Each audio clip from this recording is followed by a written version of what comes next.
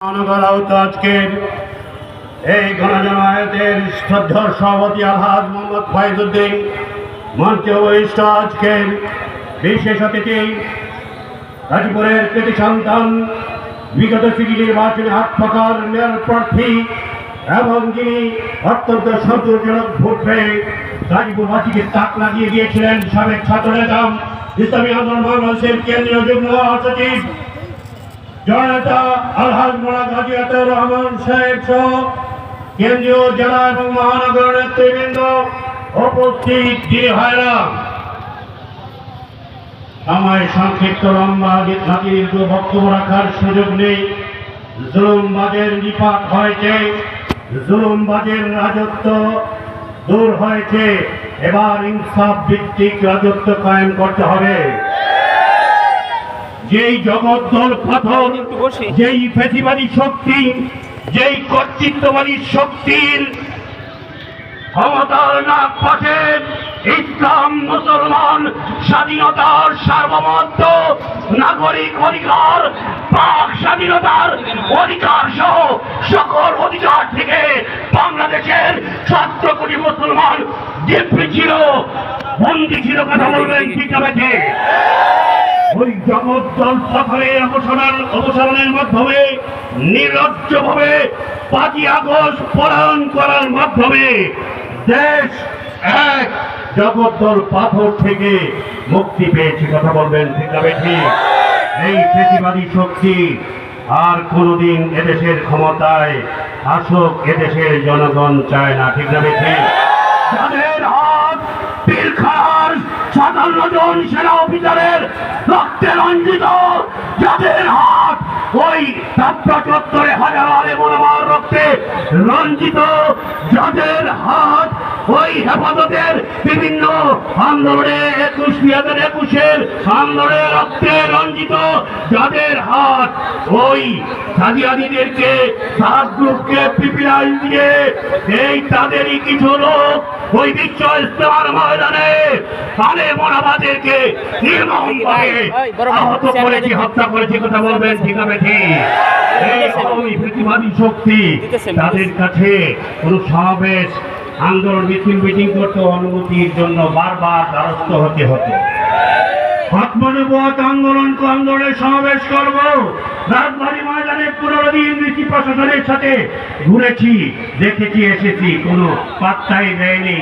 আমার ভাইয়েরা শেষ পর্যন্ত চৌরাস্তা ঈদগাহ ময়দানে করেছে। এই ময়দানটা যেন আওয়ামী লীগের লিজ করা ছিল। আজকে ইসলামী আন্দোলন বাংলাদেশ রাজবাড়ী ময়দান দখল করেছে। এখন থেকে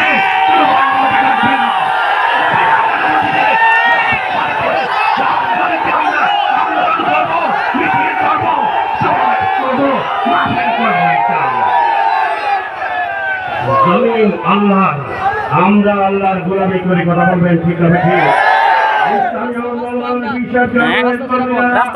নিজে অর্থ দেয়, সময় দেয়, নিজের সময় দিয়ে আন্দোলন করে। কথা বলবেন ঠিক আছে? আগামী দিনের এই বর্তমানে উপদেষ্টা পরিষদ গঠিত হয়েছে। আমি ওলামা শেখ মহানগর সভাপতি, কেন্দ্রীয় জয়েন্ট সেক্রেটারি, আমার কেন্দ্রীয় সহসভাপতি ডক্টর আফমুদ খালিদ সাহেব, অনেকে ধর্মীয় উপদেষ্টা হয়েছেন। আলহামদুলিল্লাহ বলেন। আমরা চাই এই উপদেষ্টা পরিষদের পক্ষ থেকে এরা ওই দুর্নীতিবাজদেরকে চিহ্নিত করবে, বিচারের আওতায় আনবে, তাদের অবৈধ সম্পদগুলো বাজেয়াপ্ত করবে, রাষ্ট্রীয় কোষাগারে জমা করবে। একজন মন্ত্রী, এমপি নেতারা 6 হাজার কোটি বিদেশে পাচার করেছে, সবগুলো এনে রাষ্ট্রীয় কোষাগারে জমা করতে হবে। প্রত্যেক দুর্নীতিবাজদের বিচার করতে হবে, নির্বাচনে অযোগ্য ঘোষণা করতে হবে। ঠিক আছে? এখন কিছু লোক দেখা যায় tempo stand, motor stand, regular stand, CNG stand, bus stand, বিভিন্ন জায়গায় স্ট্যান্ড দখল করতেছে।